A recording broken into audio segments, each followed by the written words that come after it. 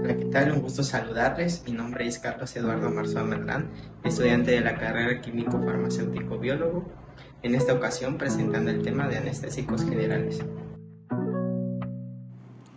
La anestesia es una condición reversible inducida por medicamentos anestésicos que causan la reducción o pérdida completa de la respuesta al dolor o otra sensación como la conciencia y movimientos musculares durante la cirugía.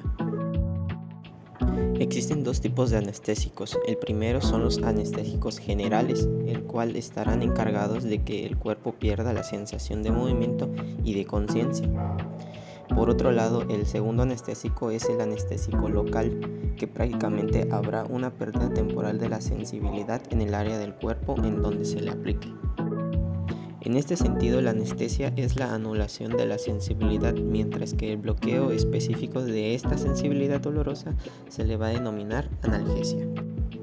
Hablando un poco más acerca de los anestésicos generales, estos pues prácticamente se van a presentar en 4 fases, las cuales son: la inducción, que es simplemente el periodo en el cual el paciente pasa del estado de conciencia a un estado de hipnosis, analgesia y relajación muscular. En la siguiente etapa de excitación o delirio comienza con la pérdida de la conciencia y esta termina cuando comienza la respiración regular.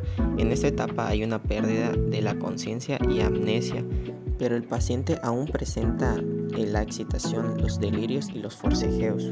Por otra parte, la anestesia quirúrgica comienza con la regulación de la respiración y termina con la parálisis vulvar. En esta etapa se han descrito 4 planos diferentes para caracterizar mejor el nivel de profundidad de depresión del sistema nervioso central. En esta etapa se realizan la mayoría de las intervenciones quirúrgicas. Por último, la etapa de parálisis vulvar será la intensa depresión del centro respiratorio y vasomotor del bulbo, ocasionando el cede completo de la respiración espontánea y el colapso vascular. En esta etapa se debe tener cuidado, ya que si no se toman medidas para disminuir dicha anestesia, el paciente podría morir.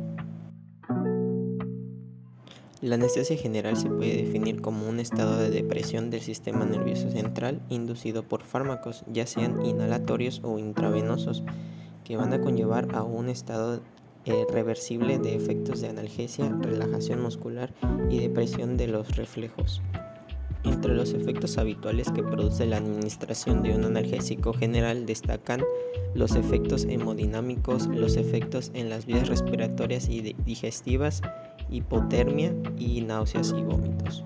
Actualmente se pueden definir 3 fases de la anestesia general: la fase de inducción, que conduce a la rápida pérdida de conciencia mediante la administración de anestésicos de comienzo rápido y de duración breve.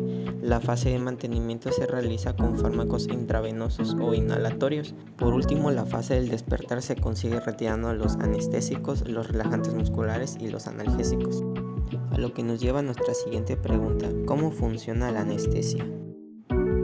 Si te han operado alguna vez, quizás recuerdes cómo empezaste a contar hacia atrás desde el 10, 9, 8 y luego despertar tras la cirugía antes o incluso llegar al 5, y pudiera parecer que estuvieras dormido, pero no lo estabas. Estabas bajo el efecto de la anestesia. Estabas inconsciente, pero no podrías moverte, tener recuerdos y con suerte tampoco sentir dolor. Textos médicos antiguos de Egipto, Asia y Medio Oriente describen que los primeros anestésicos contenían cosas como adormidera, mandrágora y alcohol. Hoy en día los anestesistas a menudo combinan agentes locales, inhalatorios e intravenosos para conseguir el equilibrio adecuado para una cirugía. La anestesia local se hace en señales de dolor de una parte específica del cuerpo que llegan al cerebro. El dolor y otros mensajes van en el sistema nervioso en impulsos eléctricos. Los anestésicos locales funcionan creando una barrera eléctrica, unen las proteínas de las membranas neuronales que permiten las partículas cargadas salir, entrar y bloquean las partículas cargadas positivamente.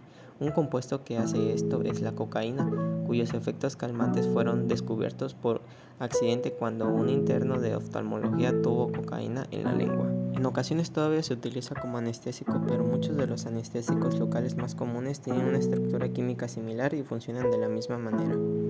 Para las cirugías mayores en las que debe de estar inconsciente se requiere algo que actúe en todo el sistema nervioso, incluyendo el cerebro. Esto es lo que hacen los anestésicos inhalatorios.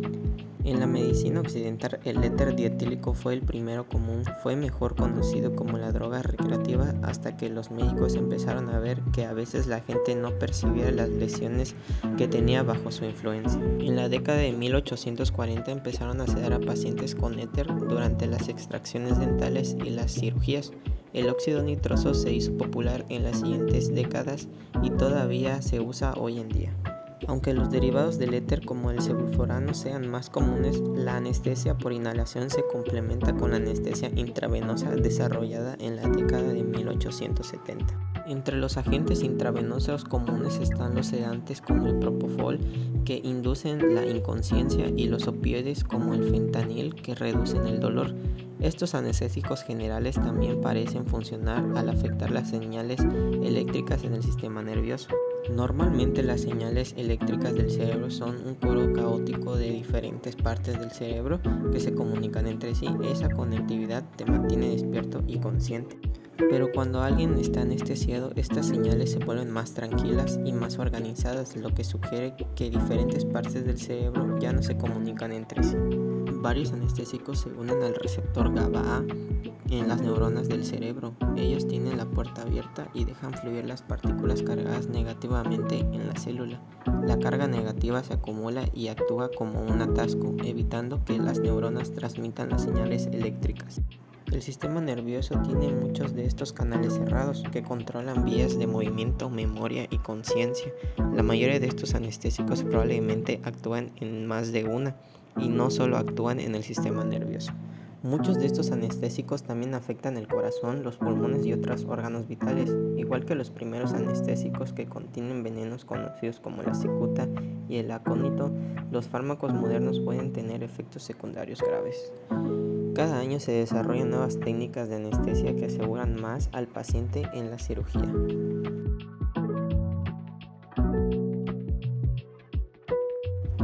Los anestésicos generales se clasifican en intravenosos como el tiopental, midazolam, propofol, ketamina y el tominado, e inhalatorios como el alotano, enfurano, isoflurano y óxido nitroso. Pasemos a hablar del mecanismo de acción de los anestésicos generales. Los anestésicos generales del primer grupo consisten en agentes intravenosos como el etimodado, propofol y los barbitúricos. Estas drogas son mucho más potentes en la producción inconsistencia en el lugar de la inmovilidad o analgesia y se usan comúnmente en la fase de inducción. En sus efectos parece estar medido por un subconjunto del ácido gamma-aminobutírico del tipo A o receptores GABA-A para abreviar. Entonces, los receptores GABA-A están ubicados tanto en la postsináptica como en la extrasináptica en la mayoría de las neuronas del sistema nervioso central. Se componen de arreglos pentanuméricos de subunidades alrededor de un poro central del canal iónico. Cuando el GABA endógeno se une a este, el receptor causa un cambio conformacional que abre al poro central, permitiendo pasar iones de cloruro. Esto a su vez conduce a la estabilización o hiperpolarización del reposo potencial, lo que hace más difícil para los neurotransmisores excitatorios a despolarizar la neurona y generar una acción potencial, así como el etimodado, el propofol y los barbitúricos se van a unir a sitios específicos en el receptor GABA-A, prolongando la apertura del canal y suprimir a la neurona, cuyo resultado promueve a la inconsciencia. Espero que este video haya sido de tu agrado. Mi nombre es Carlos Eduardo Marzal Merlán. Hasta la próxima.